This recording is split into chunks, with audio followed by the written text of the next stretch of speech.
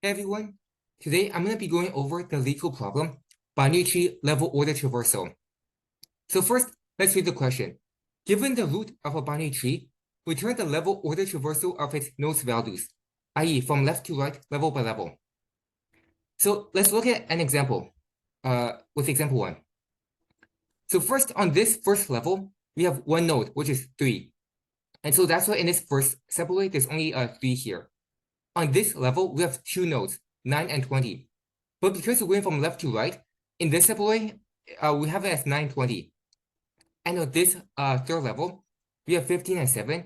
And again, because we're going left to right, we have 15 and 7 here. So for this problem, there's a couple of ways of doing it. I'm going to be using the iterative approach. You can also do this recursively. So for the iterative approach, I'm going to have these 4 variables. A Q, which is basically an array that's initialized with the root node only. I'm going to have temp, which is going to be an empty array at the beginning, and this will store the next level's nodes. I'm also going to have an array called nodes, and this is what we're going to be returning. And finally, we're going to have another array called level nodes, and this is basically each basically like level nodes is going to be the these subarrays. It's going to contain the values of each level's nodes.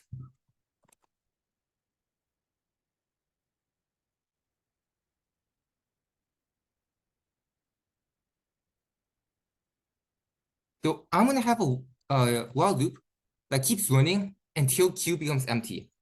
And for each iteration, I'm going to pop the first element of Q. And if this element is not empty, sorry, it's not null, meaning that it's an actual node. What I'm going to do is I'm going to append its left and right children to temp, as well as its value to level nodes. So, and because we're going from left to right, I'm going to append the left child first. So here I'm appending the left and right children of the pop node to temp, and you can kind of see how temp stores the next level's nodes, right? Like Q kind of contains the current level's nodes, and so by appending each node of the current level to temp, it's storing the next level's nodes. And finally, we're gonna append the value to level nodes.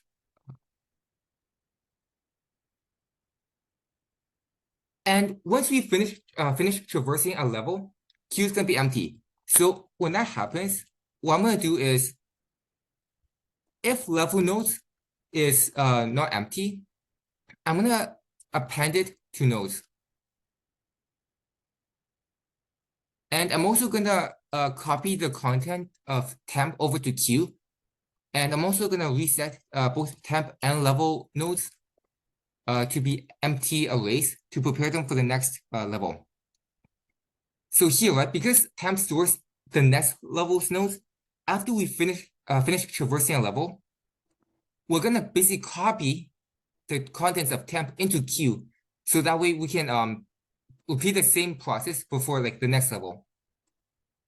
And finally, at the very end, we're gonna return nodes. So let me do a quick test run to make sure I didn't mess up any variable names or anything.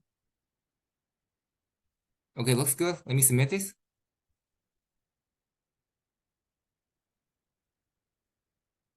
And yep, you can see that this is a valid solution, and it's pretty efficient too. Thank you all for watching. I hope you learned something.